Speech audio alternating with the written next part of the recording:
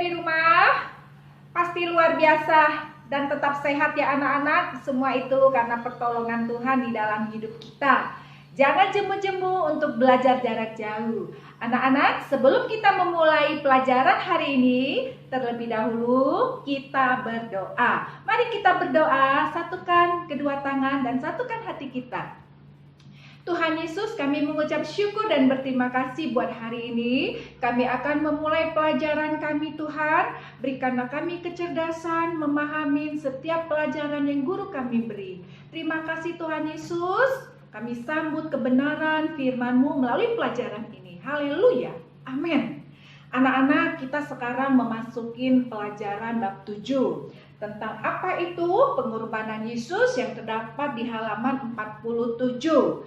Anak-anak, di sini Miss akan bercerita bagaimana pengorbanan Yesus, mengapa Yesus harus disalib ya anak-anak. Konsep penebusan Yesus itu seperti apa ya anak-anak. Miss akan menjelaskan karya penyelamatan Allah ya.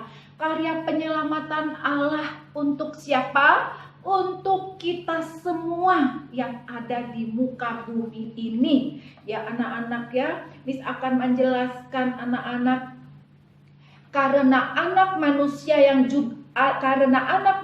juga datang bukan untuk dilayani, melainkan untuk melayani dan untuk memberikan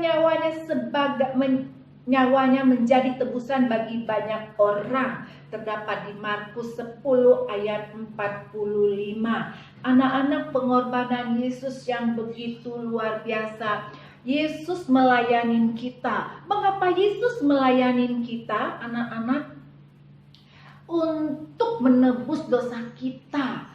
Yesus melayani kita, memberikan nyawanya, menjadikan tebusan bagi semua orang. Ya anak-anak, ya begitu luar biasa pengorbanan Yesus terhadap kita anak-anak. Tuhan Yesus mengajarkan bahwa sesungguhnya setiap orang yang berbuat dosa adalah hamba dosa. Orang selalu berkata seperti ini, dia berbuat dosa. Kan Yesus sudah mati di kayu salib menebus dosa saya. Betul sekali anak-anak.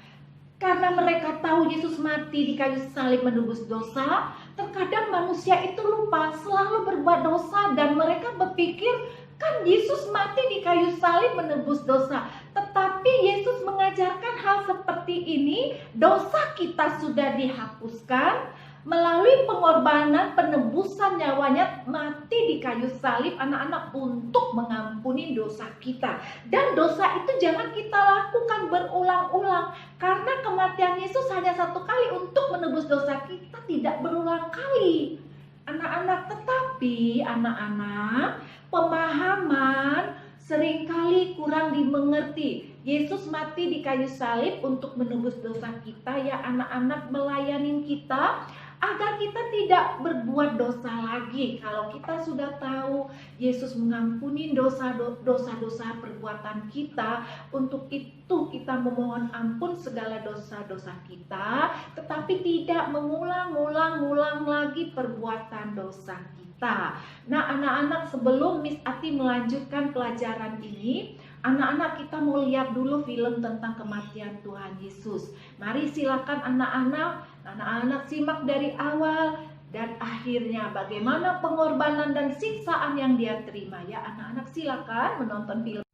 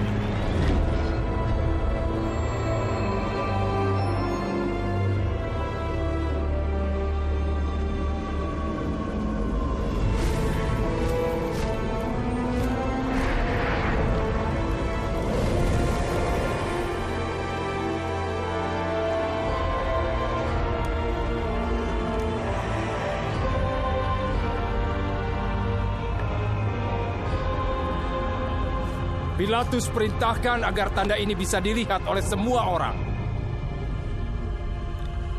Tulisan itu apa artinya? Bahasa Ibrani, Yunani, dan Latin artinya Yesus dari Nazaret, Raja orang Yahudi. Bapa, ampunilah mereka, karena mereka tidak tahu apa yang mereka perbuat. Tidak. Ibu, inilah anakmu. Yohanes, itulah ibumu. Mulai hari ini, aku akan menjaganya seperti ibuku sendiri.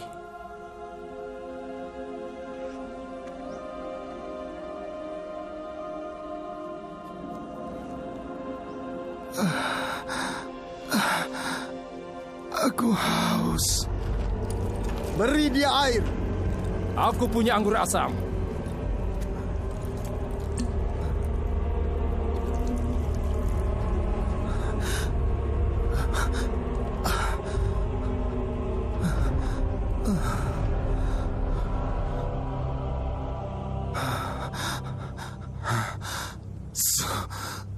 Sudah selesai.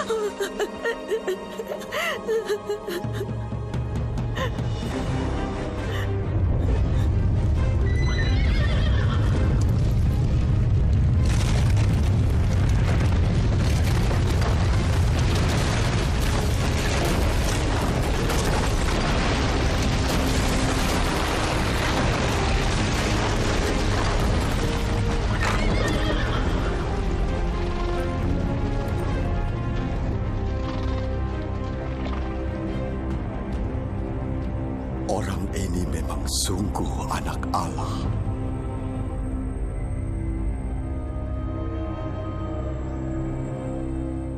Anak-anak, kita sudah menonton film itu, itulah penebusan. Ya, penebusan itu apa? Penebusan itu adalah pengorbanannya Yesus.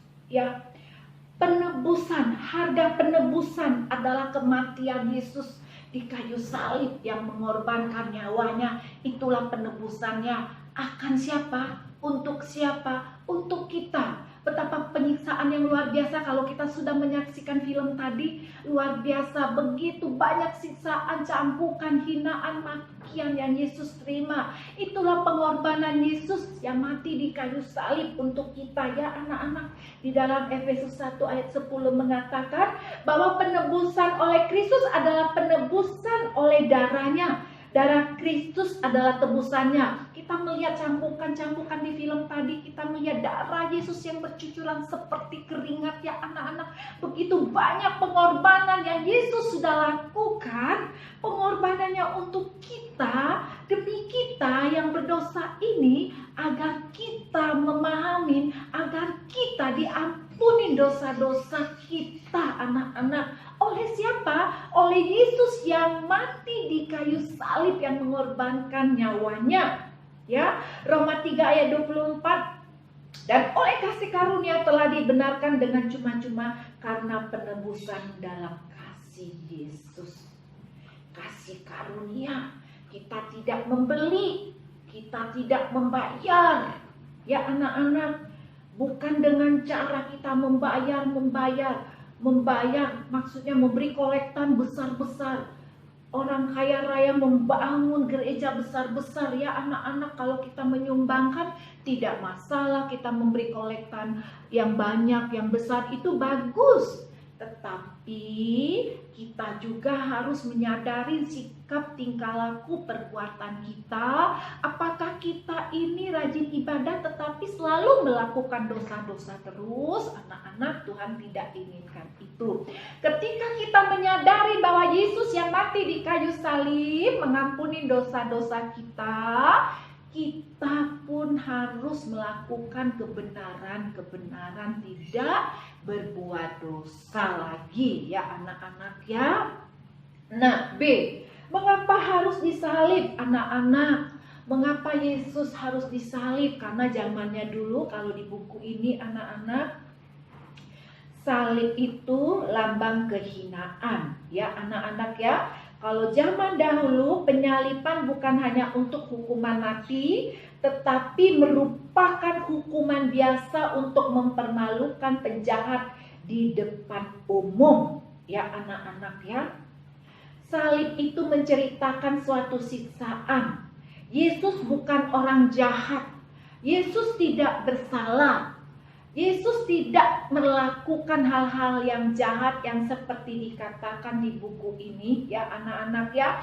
Kalau orang jahat, dia harus dipermalukan dengan cara disalibkan ya anak-anak ya. Karena salib itu melambangkan kehinaan dia yang berbuat jahat ya.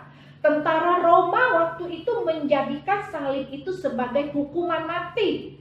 Salib itu lambang kehinaan, yang hati ulangin lagi ya. Lambang kehinaan bagi orang-orang yang berbuat jahat, dipermalukan. Tetapi Yesus tidak berbuat jahat. Yesus dipermalukan mereka ya anak-anak ya. Yesus dianggap mereka penjahat ya. Yesus mereka anggap bersalah ya, karena sudah melanggar hukum-hukum Yahudi. Dia dianggap bersalah karena melanggar hukum Yahudi. Yesus tidak bersalah ya. Yesus disalibkan untuk menebus dosa manusia ya anak-anak. Manusia yang tidak mau bertobat akan mendapatkan maut, sebab upah dosa adalah maut ya anak-anak ya. Supaya kita tidak masuk ke neraka, ke maut itu, Yesus mati di kayu salib menebus dosa-dosa kita. Dia membela kita, dia menyelesaikan semua perbuatan dosa anak-anak manusia. Yesus yang menanggung kutukan agar semua lunas, agar semua dosa-dosa kita dibayar lunas oleh Yesus. Tetapi sering sekali tidak pernah menyadarinya ya anak-anak ya. Untuk itu anak-anak, kita paham bahwa Yesus yang mati di kayu salib itu adalah Yesus yang mengampuni dosa-dosa kita. Sudah dibayar lunas ya anak-anak. Semua dosa-dosa kita sudah lunas terbayar. Oleh apa? Oleh pengorbanannya yang mati di kayu salib. C. Turun ke dalam maut. Anak-anak, apa yang dikatakan maut? Maut adalah upah dosa. Orang yang berdosa tidak mau bertobat, tidak mau minta pengampunan kepada Yesus, anak-anak. Roma 6 ayat 23, maut adalah upah dosa. Ya, kita tahu Yesus sudah mati di kayu salib menebus dosa kita. Yesus yang menyelamatkan kita dari maut. Nah, dengan kematian Yesus, maut sudah dikalahkan. Ya, iblis sudah dikalahkan. Ya, Yesus dapat mengalahkan iblis yang berkuasa atas maut. Karena apa? Yesus sudah menghapus dosa-dosa manusia, tapi manusia seringkali tidak mau bertobat. Ya anak-anak, rugi kalau kita tidak mau bertobat. Bertobat sudah katakan, bertobat adalah kita meninggalkan perbuatan yang jahat. Seperti tidak jujur, yang pelajaran yang lain. Berbohong melawan orang tua yang tidak harus kita lakukan lagi apabila anak-anak sudah bertobat. Nah, kalau orang tidak mau bertobat juga, kematiannya adalah kematian terhadap dosa. Nah, anak-anak, ya, bagi kita yang tidak mau bertobat juga, kematian kekal. Kekal itu apa? Api neraka yang tidak akan mati-matinya. Ya anak-anak ya, apinya itu tidak mati, maksudnya menyala terus, kita terbakar terus, merasa panas terus. Nah, untuk itu anak-anak, betapa baik Yesus yang mati di kayu salib menebus semua dosa kita. Nah, anak-anak, D. Bangkit pada hari ketiga. Kebangkitan Yesus adalah kemenangan yang sempurna. Kalau lagu pujian selalu mengatakan Allah bangkit, bersoraklah, itu kemenangan apa? Yesus bangkit pada hari ketiga. Dia bukan mati, dia hidup. Sebab dia hidup, anak-anak, tidak mati. Kemenangan Yesus atas maut sudah dikalahkan. Maut sudah dikalahkan, iblis sudah dikalahkan. Ya anak-anak ya, kematiannya adalah kebangkitan, kematiannya adalah kebangkitan, kematiannya adalah kemenangan. Ya, anak-anak, kebangkitan Yesus itu memperkuat kita. Kita percaya, semua orang percaya bahwa Allah berkenan atas kematian sebagai tebusan dosa bagi manusia. Untuk itu mari kita terus berjuang atas kehidupan kekal ini, atas kematian Yesus ini. Kita tetap anak-anak berjuang untuk meraih kehidupan yang kekal. Berjuang itu apa, Miss? Melakukan kebenaran. Berjuang itu apa, Miss? Melakukan kebaikan, tidak melakukan yang berbuat dosa. Kemenangan itu apa, Miss? Kita mampu melewati godaan, kita mampu melewati permasalahan. Sakit saat ini, COVID, pandemi 19 ini, anak-anak. Kita berjuang bagaimana, Miss? Kita menjaga kebersihan tubuh sesuai dengan aturan-aturan yang kita lakukan, mencuci tangan. Kita berjuang memakan makanan yang sehat, kita berjuang melindungi diri kita dari masker, kita berjuang tidak melakukan kejahatan, kita berjuang berdoa. Anak-anak, perjuangan kita melakukan kebenaran di dalam firman Tuhan, pasti Tuhan akan memberikan kemenangan. Anak-anak, inilah pengorbanan Yesus, Yesus yang mati di kayu salib, sungguh luar biasa. Ya anak-anak, jangan lupa anak-anak, sebagai ucapan syukur kita atas kebaikan Tuhan Yesus yang mati di kayu salib, kita mengucap syukur melalui apa? Ibadah online. Anak-anak, sekolah minggu gereja pasti tutup, tetapi rajinlah untuk ibadah online, karena melalui ibadah online kita mengucap syukur dan mengenal firman Tuhan. Kita tahu yang mana yang baik kita jauhin, yang benar kita lakukan sesuai perkataan Yesus di dalam firman Tuhan melalui kakak-kakak sekolah minggu. Tetap semangat, rajin beribadah, Tuhan Yesus memberkati. Sebelum mengakhiri, kita berdoa. Yuk anak-anak, satukan kedua tangannya, kita berdoa. Kami mengucap syukur dan berterima kasih Tuhan Yesus atas pengorbanan-Mu yang mati di kayu salib. Betapa Engkau baik Tuhan, mengorbankan nyawa-Mu demi kami yang berdosa ini Tuhan, untuk menghapus dosa-dosa kami. Ajari kami mengucap syukur untuk taat beribadah, taat berdoa, taat membaca firman Tuhan. Tuhan Yesus, kami merindukan juga pertolongan Tuhan bagi virus 19 yang sekarang Tuhan ada di bangsa tanah air kami. Kami percaya Tuhan, bumi ini adalah ciptaan-Mu. Untuk itu Bapa, Engkau sanggup, tangan-Mu berkuasa untuk memusnahkan COVID-19 ini, agar kami bisa Tuhan beraktivitas bertatap wajah kembali ya Tuhan. Terima kasih perlindungan Engkau bagi kedua orang tua kami, bagi guru-guru kami. Berkatilah, lindungilah, jagailah, dan berilah kesehatan. Terima kasih Tuhan Yesus, berikan kami semangat selama PJJ ini. Dalam nama Tuhan Yesus, haleluya, amin. Shalom anak-anak, sampai jumpa pada pelajaran berikutnya. Tuhan Yesus memberkati.